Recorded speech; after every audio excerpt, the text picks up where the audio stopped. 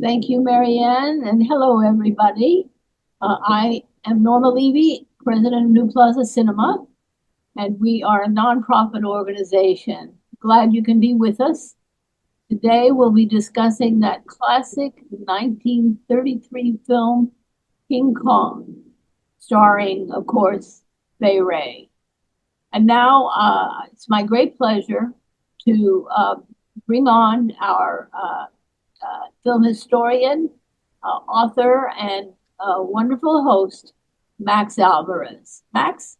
Thank you so much, Norma, and welcome, friends and supporters of New Plaza Cinema. It's a great pleasure to be talking today about the classic, iconic watershed 1933 RKO creature feature, King Kong, which enabled RKO Radio Pictures to compete in the monster genre. I mean, since Universal had the corner on Frankenstein, Dracula, and the Mummy, it didn't leave a lot of other creatures and monsters for the other studios to make films about. But Marion C. Cooper and Ernest Shedsack, who had been a team of adventure-related filmmakers since the silent era, they had made pseudo-documentaries in the 1920s like Grass and Shang, came to RKO, and we're going to talk more about how the whole project got set up because we have some wonderful speakers here today. My first introduction to King Kong, as was the case of many in my generation, was on local television. It was probably a battered 16 millimeter print with commercial interruptions. And then I remember in 1976, in my hometown, downtown, there was a 1,700 seat grindhouse called the Town Theater, TOWNE. It was usually showing action pictures and softcore adult movies. And I loved the theater, but I was too young to get in to see anything there. And one day they booked the new so-called uncut version of King Kong from 1933. It was clearly being reissued in anticipation of the Christmas Dino De Laurentiis remake with Jeff Bridges and Jessica Lange. And so I got to go to see King Kong with my friend at the Town Theater on a double bill with 1 million years BC with Raquel Welch. It was a faded 35 millimeter print of that. But by this time, and our guests will be talking more about that, elements of Kong that had been snipped out over the years due to censorship reasons for reissues, television limit censorship, had been recovered and put back into the film. So we got to see things we didn't see on television, such as people getting devoured by Kong or crushed by Kong or things of that nature. This is a watershed film on many fronts. Our guest today is going to discuss not only why Kong matters as a fantasy creature feature, but even from some technical perspectives, including the music score by Max Steiner, which was a game changer. As others have mentioned before me, A King Kong may be the most viewed and well-known Hollywood pre-code movie of all. Pre-code being Hollywood films made between roughly 1930-31 through 1934, at a time that the censorship code of production code of ethics was being ignored by the studios. Pre-code movies, as we call them, are something of a cult favorite among film lovers. The serious among us know them, but the populace, the general population, hasn't seen a lot of films from that era, perhaps with the exception of the original King Kong. So there's so much to discuss today. And in addition to my partner in crime, Dan Cahill, who will be joining us in a little while to talk about the look of King Kong and other important elements. We are very, very pleased at New Plaza Cinema to bring back our special guest, Stephen C. Smith, who is an Emmy Award nominated producer, author, and speaker who specializes in Hollywood history and profiles of contemporary filmmakers. I could talk for 10 minutes more about Stephen, but he's very modest. So I will mention, however, that among his many books is Music by Max Steiner, The Epic Life of Hollywood's Most Influential Composer. And Max Steiner is a major contributor behind the scenes to King Kong. Stephen, welcome back to New Plaza Cinema Online. Thank Great you, to Matt. have you. Delight to be here, especially for Halloween, my favorite, not quite holiday, but almost holiday of the year. That's terrific. Stephen, how did this whole thing start with King Kong? And we'll chat a minute or two, and then we'll show a little trailer for it as well. But give us a little idea of how this whole thing started. Indeed. Well, like all great movies, this Kong was one of the great film realizations of the imaginations of several different people coming together. And while I generally resist the auteur theory, I think we have to say that a man named Marion C. Cooper was responsible for King Kong. He would later say in life, "I am Kong." He was, and Dan, I know, is going to tell us more about Cooper and his partner Ernest Schoedsack, but they were real life adventurers. And the short version for now is that Cooper lived this remarkable life. He was an aviator in World War I. He was trapped in a Russian prison from which he escaped. He found in Ernest Schoedsack a tall man with a camera who had the courage that he did to go out into the jungles and places that you just didn't go, to make initially kind of docudrama films that gradually became more and more into fictional films. And Kong was the absolute summation of their work together, although they went on to do other noteworthy things, including, in Cooper's case, Cinerama.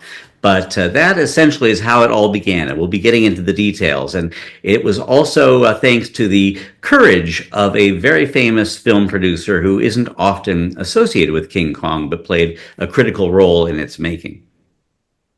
And I also heard that Robert Armstrong's Carl Denham character was based on Marion C. Cooper, and Bruce Cabot's Jack Driscoll character was based on Ernst Schoedsack. I definitely heard the former. I don't know so much. I don't really see too much other than, handsome, lanky guy comparison between Ernest Schoedsack and Bruce Cabot, but definitely Marion C. Cooper. And they turned to the person who would be the primary writer of the film, Ruth Rose, and said to her, "Put us in it." And she did just that. And I think that's one reason that Kong is still so appealing. There are many. I mean, for one thing, it's a great adventure yarn, one of the first great cinematic adventure yarns that takes advantage of both visuals and sound in film. But also, I think that we believe in the Carl Denham character. I mean, some people may remember a man named Frank Buck, who was famous for Bring 'Em Back Alive, this man who would go into the jungle, supposedly, and bring things back to circuses, things we wouldn't approve of today any more than we would approve of what Carl Denham does to poor Kong in this film. But I think that you can watch this movie and get some sense through Armstrong's supercharged performance and his energy and the way he talks to Ann Darrow in that first scene where they're in the the automat place where he's saying it's the adventure of a lifetime and we're leaving tomorrow. That evidently is how Marion C. Cooper lived, and it was his vision to make this movie and have this premise. That's fantastic. Well, let's take a look at a variation of one of the trailers for the original King Kong. But what Dan Cahill did is he laid over the Max portions of the Max Steiner score, which Stephen is going to talk more about. And this will just give us more of a taste of King Kong and Steiner's title. It's the main title over the beginning of the film. Terrific. Thank you, Dan. Let's take a look.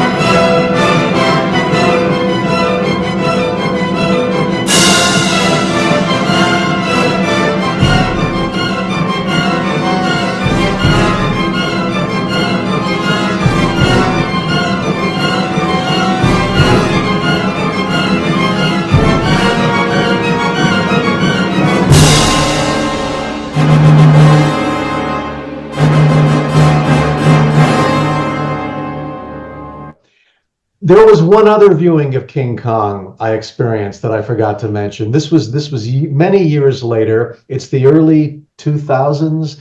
It's Washington, D.C. The Smithsonian Institution brings the 35 millimeter print, and who is there to discuss it? Fay Wray. I mean, and she looked so beautiful. I mean, an older lady, but just stunning. And how cool is that? So that was my last experience. Where do we begin? Since we just saw the trailer, this was visually, if I'm not mistaken, the 1938 re-release trailer, or the late 30s re-release trailer. Because you had mentioned, Stephen, that the original trailer, they didn't show Khan. That was my speculation. I've always wondered because I've never seen a trailer that did not have that reissue card. It may indeed be the original trailer because, for reasons we will explain, RKO's very survival depended on this film. So this may have been a case where, unlike, say, the Lon Chaney films of the 20s, where they withheld the makeup, where they withheld the big surprise, I would just be surprised if RKO gave away that much of the store in 1933. But they were desperate. Kong was their absolute last chance to remain in business. And again, we can get into that more later.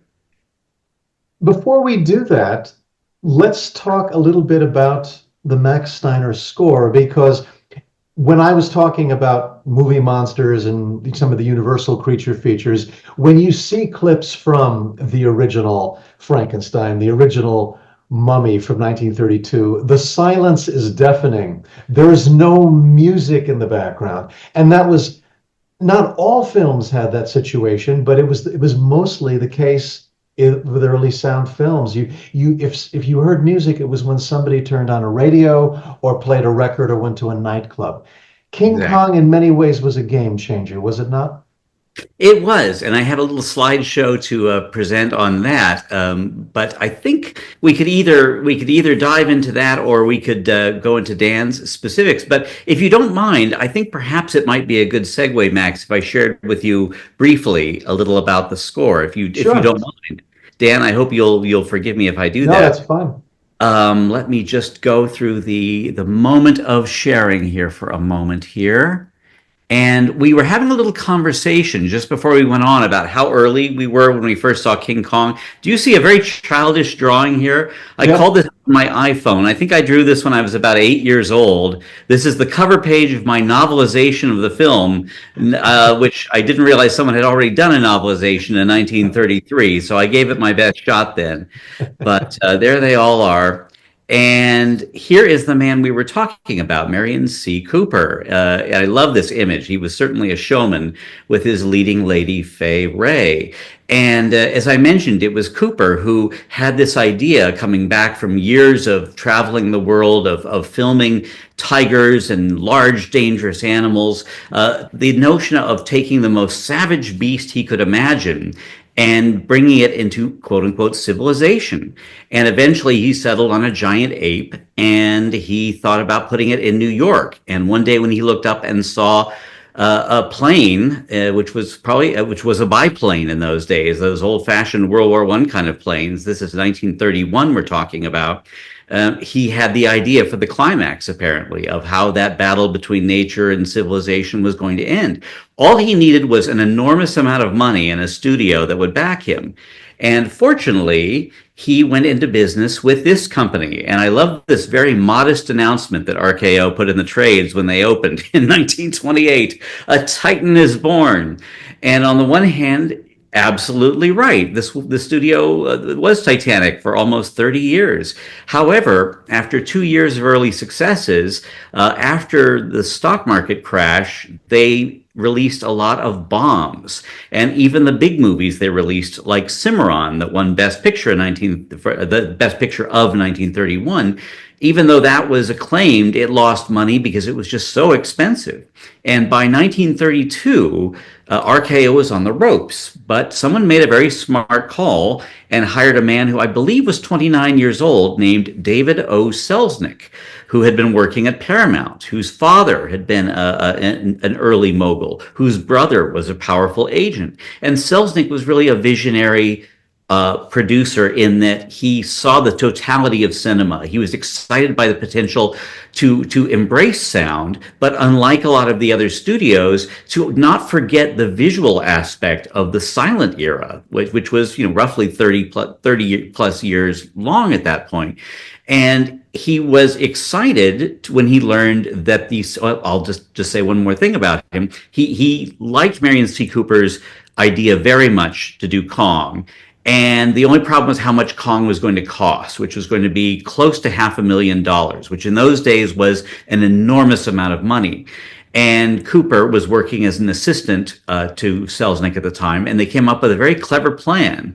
Cooper and his partner Ernest Schoedsack, and Dan will tell us more about them and show them, they came up with a second movie, a little movie called The Most Dangerous Game, filmed at RKO, and it required jungle sets. They cast Fay Wray. It had music by Max Steiner, the music director. I'd say 2/3 of the names that worked on The Most Dangerous Game were simultaneously preparing Kong. And it was one of Selznick's ingenious ways to siphon money from other films into this big, big movie. I mean, essentially, they were trying to make a DC Marvel epic at a time when the studio was just running out of funds, and when sound was so new, people were still figuring out how to move the camera successfully and how to combine soundtracks with multiple elements. You only had 3 channels of sound.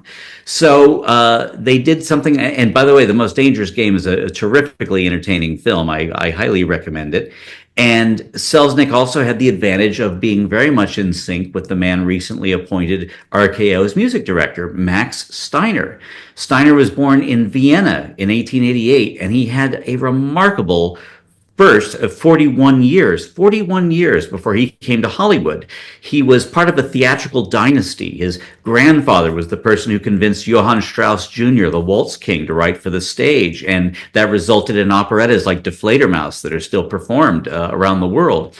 Max's father, Gabor, ran all these theaters in Vienna, was decorated by the emperor, Franz Joseph. So they were superstars. And Max had his ups and downs in his own life, but when Austria went to war with Britain, he basically left and came to America, was a Broadway musical director, and then because he was so successful as a musical director for the likes of Gershwin and Kern and Oscar Hammerstein, RKO in 1929, still flush with money, said, "You know a lot about music, and we're starting to make talkies. Why don't you come out here and work with us?" And Max said if that hadn't happened, he would never have gone to Hollywood, and the rest of his life, and as far as I'm concerned, the rest of movies changed, because it was Max and David Selznick who decided to go against the trend that you described, Max, of not having underscore in films. For 2 years before Selznick arrived, Selznick had been trying to have underscore in RKO movies, and invariably he was stopped when the producer or director would say, "But Max, won't the audience wonder, where is the music coming from?" Forgetting that people had watched silent films always with some form of music for over 2 decades. So anyway, Selznick agreed that underscoring was a good idea. They actually did a lot of it in the year before Kong, 1932. So Kong is not the first film to have the kind of symphonic score that Max wrote. But that first year of films that included The Most Dangerous Game really gave him the opportunity to be ready to write this incredible score, a score that had different themes for the characters, like a John Williams movie does now, a score that tried to have a kind of Wagnerian scope to it in spite of the limited means he had, and also a film that would help us believe the reality of a film that basically starred a little stop motion figure that I know we'll be hearing more about later. And here's 10 seconds or so of Max talking later in the 1960s about why he was so excited to work on this film. In Kong, of course, you had a great chance to really do anything you wanted to, from dissonances to nice melodies, so forth. I mean, it was built for music. And Max wrote quite a bit of music for it, although I will say, and this just shows you how brilliant he was, 1 year into what I consider the real underscoring of films, he and Cooper were what they call spotting the film, that is, deciding where music was going to be. And Max said, "Well, we won't have any music after the main title until they are approaching the island." And Cooper said, "Really? I mean, that's almost 20 minutes of movie." And Max said, "Yes, but you're in Manhattan. It's realistic. You have the dialogue. You don't need music. Get me to the island." And that's when the music comes in. And next time you watch Kong, notice how this beautiful, almost Debussy-like piece for harps and an English horn that sounds like an oboe starts. The music sneaks in as they're approaching the island, and it builds and builds and builds until the end of the film when Cooper and Steiner and a genius sound man named Murray Spivak are creating, I have to say again, the modern equivalent of like a Star Wars epic. How many things they've got on the soundtrack, how many types of visual films they've layered through multiple layers of filmmaking. And I just wanted to show this rare piece of a little piece of a large page of scoring. This is the finale. I think spoilers are probably safe on this movie. We know what happens to Kong on the top of the Empire State Building. He dies, sadly. But look at what Max has to do. The paper he's writing on, now it's so sophisticated that composers can play on a keyboard and it turns into beautifully computer written notes. He's taking a blank piece of paper, he's drawing in the treble and the bass clef, he's writing in the dialogue and what's happening on the film. Kong reaches for Anne but does not succeed, it says. And then he's noted that Anne's theme comes back, Stolen Love. And he'd use different colors to help the person who was orchestrating it, who'd take his score and turn it into orchestral parts, to understand what he wanted to do. And I just love, if you look at the far left, this being the end of the movie when Kong reaches out for Anne right before that last blast of gunfire from the plane hits Kong, and he does his very dramatic flare with the arm and falls. Max has written Heartbreaker starts. And this is something he'll do throughout his entire career, which was scoring more than 200 movies, is that he would know the peak moment where he wanted the audience's heart to just break or be full. And he knew watching this movie. I mean, he loved the movie watching it, even without music, because he heard the music in his head, and he knew that moment where Kong is hit and tries to reach for her had to be the heartbreaker moment. And it is. And as to the extent that his music played a part in this, I will say that when the film was completed, they had gone so far over budget that the New York office told the man in charge of RKO, who incidentally at this point was no longer David O. Selznick, who had decamped, who had left the sinking ship of RKO to work at MGM. Guess who was in charge of RKO now? Marion C. Cooper, the creator, co-director of Kong. But New York said to Cooper, "We think this is a flop. We think that the studio is going to close, and we are okay with the studio closing if this does not succeed. We've talked about it." And Cooper later said that Max Steiner was among those who went into his office and said, "Coop, do not close the studio. This is going to be the hit you think it is. Don't keep things running." That was Cooper's memory in 1971. Well, I have a little bit of sympathy for the New York directors and the people in Hollywood who were looking at Kong before it was scored, because without the music, it is not the same movie. And I don't mean to take anything away from the genius of the people involved, first and foremost, Willis O'Brien, who you'll hear more about as the creator of Kong. But I have something extremely rare to share with people. You're going to see a minute and a half of the movie without the score, and that is the entrance of Kong. And this is the make or break scene of the film. Cooper and Steiner knew that if audiences laughed, it was game over and the studio was going to close. It's been written over the years that Kong saved RKO from bankruptcy. That isn't true, because by the time Kong was released, RKO was in receivership. It had gone into bankruptcy 2 months before the film, but it probably would not have survived if people didn't come to the film. So I would make the case that you're about to see the scene that kept RKO open. So there you hear how much music can also accelerate the pace. I mean, to me, that clip feels half as long. And you heard in that cue both Kong's theme, which Max powerfully introduced in that main title that Dan played for us, ba, ba, ba, those three notes. Well, that theme of Kong's is related to Anne's theme, and Max being from Vienna and being given a piano by Johann Strauss Jr. as a child, he wrote beautiful waltzes himself. And just to show how ingenious he was, 1 year into writing scores for film, Listen first to a little excerpt of the beautiful waltz that he gives for Anne when she has the scene with Jack Driscoll on the ship and he says, "Say, I think I love you." Well, Dan, share with us what your thoughts on King Kong are. I certainly will. I want to talk about, first of all, before I deal with the look of the film, I want to talk about the people who created the look of the film. And this is one of my favorite stills. We all know the charming blonde in the center of the picture.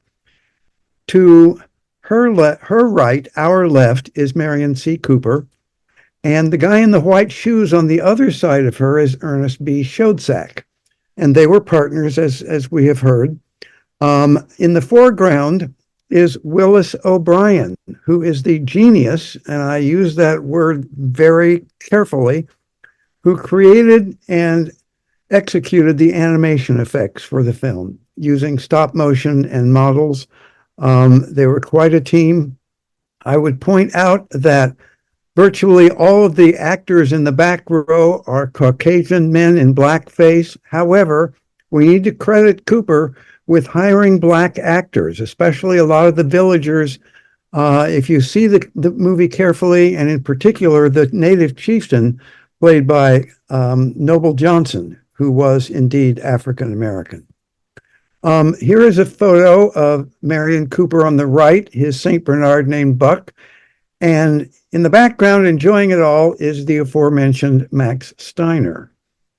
Now, Cooper and Schoedsack, the two white gentlemen in the background, were adventurers. And they had a motto that with their productions, they wanted to keep it distant, difficult, and dangerous.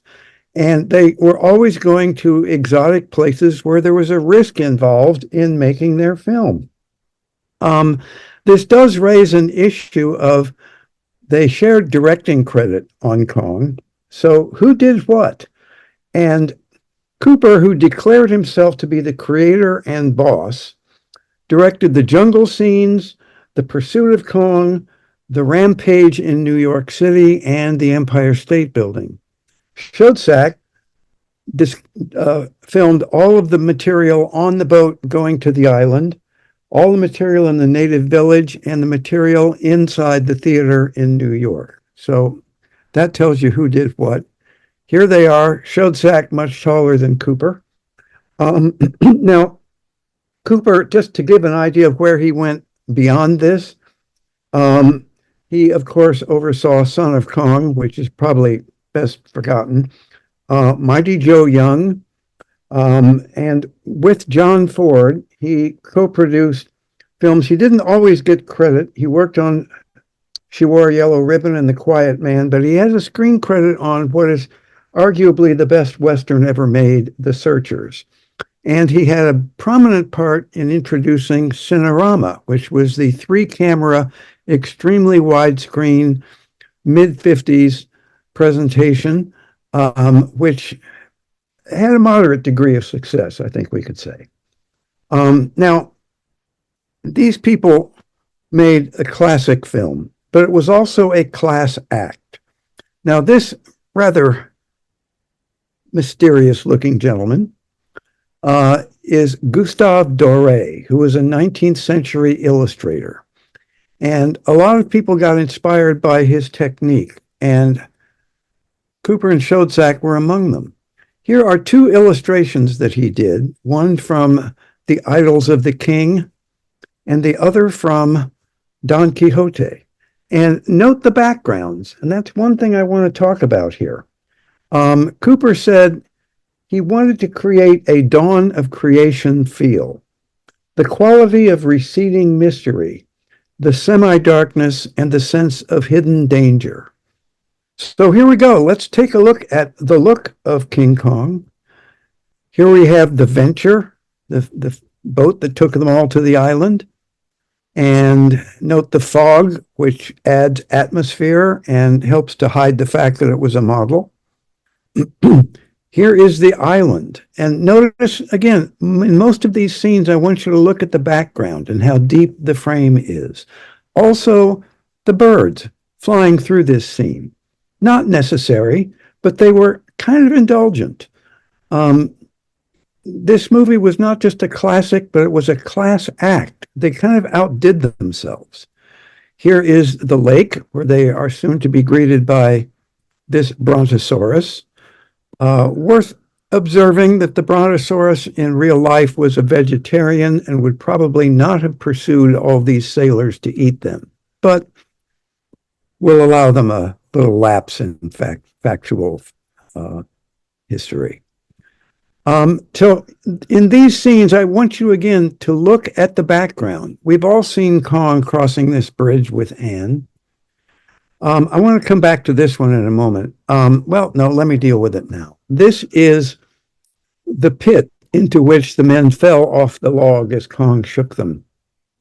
And in the original version, never seen by the public, there was a long sequence where spiders came out and ate the men in the pit here.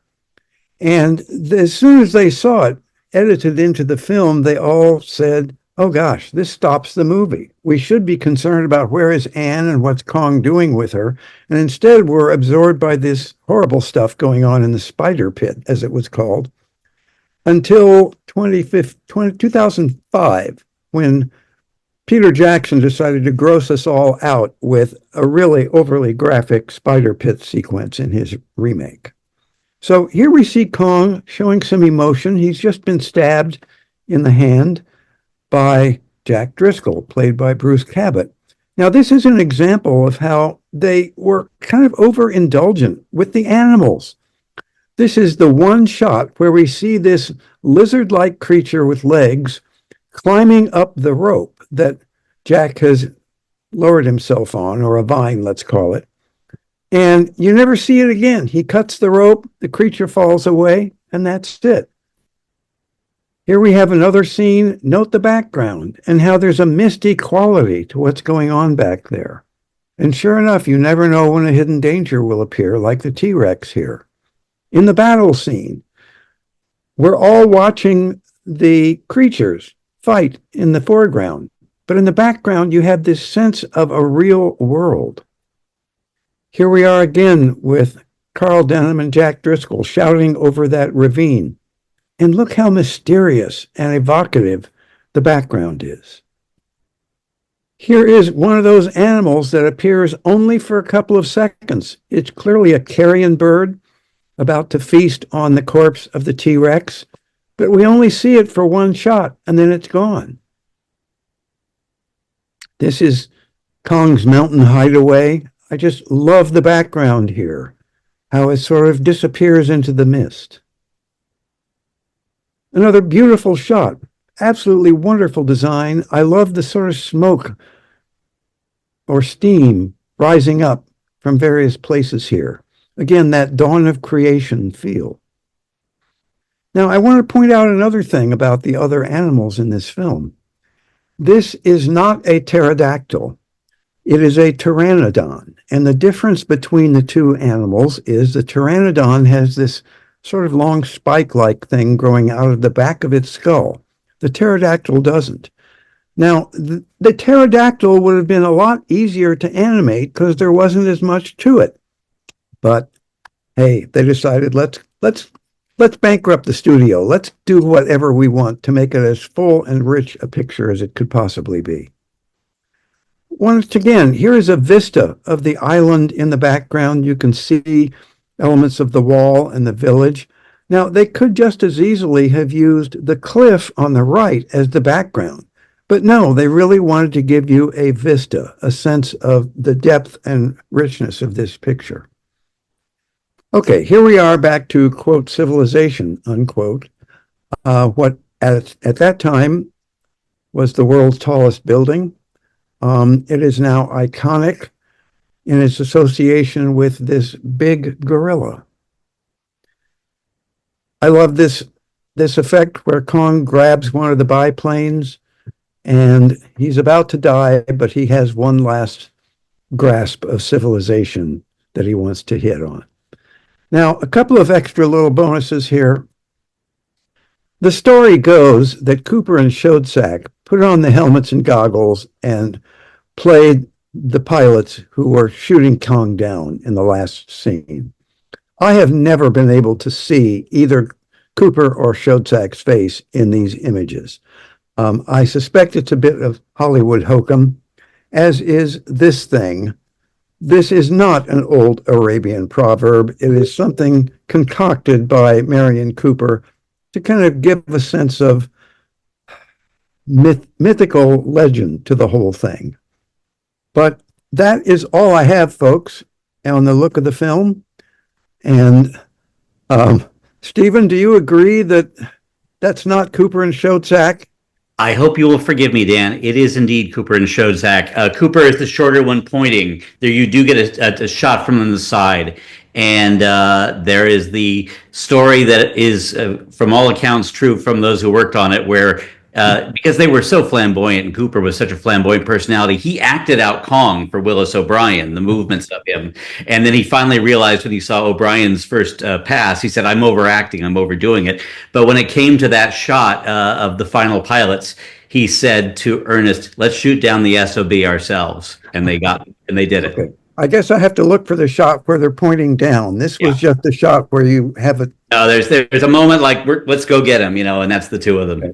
Now, I just have to give a plug where it's helpful to you if you want to do further research. Terrific book. This is a biography of Marion C. Cooper, and it's really good. It's a hugely entertaining book, well written and clearly well researched.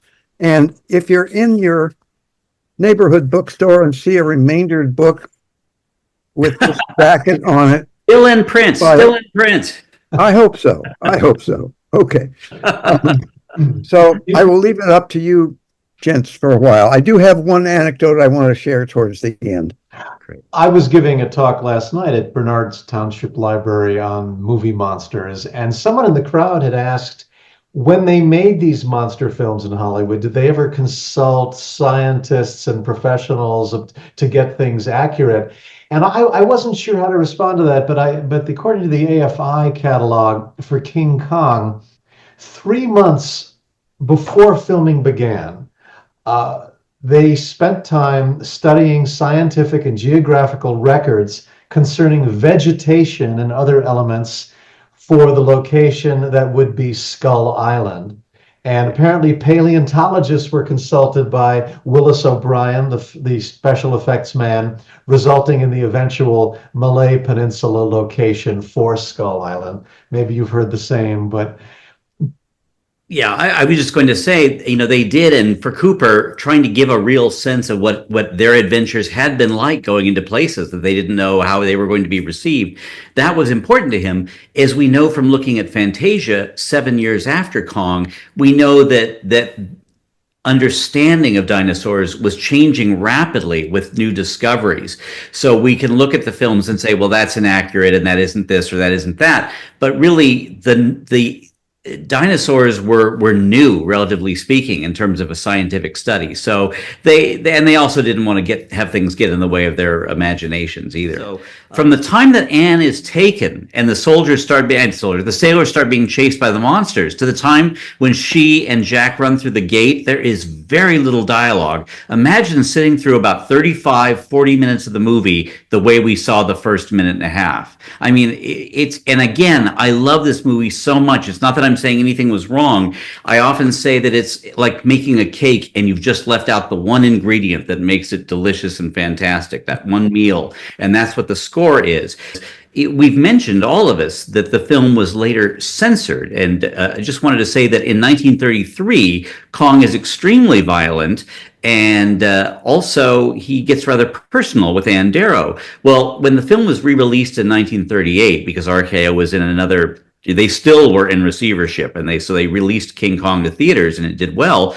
But they could only have it released after Joseph Breen, now the very strict censorial censor, he insisted that they cut out several minutes of the film, and that film was not seen in its original form. Kong wasn't seen until 1969, when someone in Philadelphia found a print that had survived the cutting. And Warner Brothers, to their credit, which now owns Kong, spent years looking for 35 millimeter elements of the cut scenes, so that when you get the movie on streaming or you get the Blu-ray, it's the full movie now. But here's a scene that was cut, and it's the absolute key scene where Kong goes from being brutal and violent to being sensitive. It's the transitional scene of the movie. It's 1 minute long, and I also wanted to show it because it shows how important music is in conveying. We're seeing where the music is conveying Kong's point of view, and it's both tender and briefly humorous. Well, nowadays, you would have about 90 to 100 musicians playing that score. I love this picture because you see 46 musicians crammed so tightly together in this little booth, in this tiny little studio at RKO, that the violinists were probably hitting each other. And the way Max tried to have it sound like a big Wagnerian-sized orchestra was kind of brilliant. He did this on Broadway. He hired musicians who could play multiple instruments. So, for example, the clarinetist would put down the clarinet and then pick up a flute, or a violinist would pick up a viola or something like that. So they're constantly changing instruments to give it a really full sound. And Max, by the way, later married the harpist, but that's another story. And when the film was released, it was considerably over budget by about a third. It cost, and I hope you'll forgive me if I look this up because I don't want to be wrong. It cost $672,254, which was $270,000 over budget. And again, RKO was ready to be ready to close. This movie opened on I believe it's March 9th of 1933. And if I could go back to 1 week in America, in Los Angeles in particular, it would be an amazing week to go through, because Roosevelt was inaugurated as president for the first time, FDR. He made his famous speech. He closed the banks because there were bank runs going on. So suddenly the banks were closed, which sent people into more of a panic about money. Meanwhile, Warner Brothers opens 42nd Street that really creates the cinematic musical and changes movies in that way. Meanwhile, the Long Beach earthquake happens, and there is massive destruction in Los Angeles, including at RKO. And on top of all this disaster and tumult, King Kong opens at two of the largest theaters in New York, and at Grauman's, Chinese, and Hollywood. And in spite of the fact that people didn't have money for food, somehow they turned out for King Kong. It was an enormous hit. It saved the studio. Thanks to Kong, we got to have the Astaire Rogers series, Citizen Kane, the Val Lewton horror films like Cat People, the great films Mars they made, like Out of the Past, and on and on. And it was really the coming together of all these brilliant talents. And since Dan was kind enough to show this book, I just will show it one more time. If you want to find out more about Max, it's there. If you want to contact me, see the material I skipped, contact me. And with that, I'd love to hear what everyone else has to say. This is so fantastic, and I would like to report on something. Esquire magazine, when the original Kong and Fay Wray undressing scene was released, Esquire magazine had it with this as the headline. I can't see what's that. King Kong was a dirty old man. Oh yes. Yeah, and if anyone has a question or comment they'd like to share, please by all means do your Zoom hand raise. And, Marjorie is a question or a comment. Marjorie? Hi. Wonderful presentation to a wonderful, wonderful movie. Somebody I know once said, there's King Kong and there's just everything else. and it was close. Anyway, I did also read that it was Cooper and Schoedsack in that plane when they're killing Kong. But the movie was really very biographical, that Ernest P. Schoedsack and Marion T. Cooper did go on these far out and then unknown places to captivate many films. I saw his Silence, Grass, which was taking place in then what was then Persia. I believe it was 1925, and I saw Chang, which was taken in what is nowadays Thailand. And both of these movies are just amazing, especially Grass. I had a few people over watching that, and they just couldn't believe even how they filmed such a miraculous thing. So it was King Kong is really very autobiographical about what they did. Thank you for a great presentation. And thank you, Marjorie. It's wonderful to have eyewitnesses to their silent work. That's fantastic. Thank you. Any other question or remark from anybody? May I say something while we're waiting? Of course. No, you can. No. It speaks to what Marjorie was just saying. I think that one reason that Kong remains so powerful is that Cooper was very aware of the tragedy of Kong, of what Carl Denham does to him. And I think that's one of the things that remains so potent about the movie, is that it's about a bunch of guys who go in to make money, destroy this island, capture the unique thing of it, and then put him in a place he doesn't belong and create massive destruction as a result. And so Cooper, again, he loved to say later, I am Kong. He identified with both Carl Denham and King Kong. And that's part of the thing that I think that makes the movie fascinating, is that Carl Denham is kind of like the human version of Kong, this unstoppable force. And that's just an interesting aspect. And I will say of the sequel, Son of Kong, which Cooper and Schoedzak cranked out as quickly as possible to make more money and it was to keep RKO running. Cooper went on his honeymoon and said to Schoedzak, make Son of Kong, I don't care what it's about, just get it in the theaters as fast as you can. And Schoedzak followed instructions. But I will say it has the best opening scene and the best concept of a sequel, even though it's a little $1.95 movie with its own charm. But it opens with Carl Denham hiding in his apartment because everyone in New York is suing him for having destroyed New York. And I just thought that was brilliant. And Denham looks at a poster for opening night and says, Kong, I'm sorry. I'm so sorry. And he sneaks out, and with the survivors, with the captain and the cook on the ship, they go back to find something else to save the day. And spoiler alert, they find some treasure. But I just thought that was so clever of them to start it with what would really happen, which is like the insurance claims, the lawsuits. Something we never think about when we're watching horror movies. But of course, there are going to be lawsuits after all these cities get leveled and destroyed. So, that's wonderful. Stephen, thank you so much again for joining us. And it was such a pleasure to have you. And of course, Dan, thank you as well for your insights. And thank you everyone else for coming today to New Plaza Cinema Online. Next month is Film Noir Month. So we will be talking about The Asphalt Jungle at our next talkback by John Huston. But we look forward to seeing you. Thank you very much, everyone. Have a wonderful evening. Happy Halloween. Happy Halloween. Trick or treat. Halloween. Take good care. All right. Thank you. Bye. Bye. It wasn't the airplanes, it was beauty that killed the beast. Take care.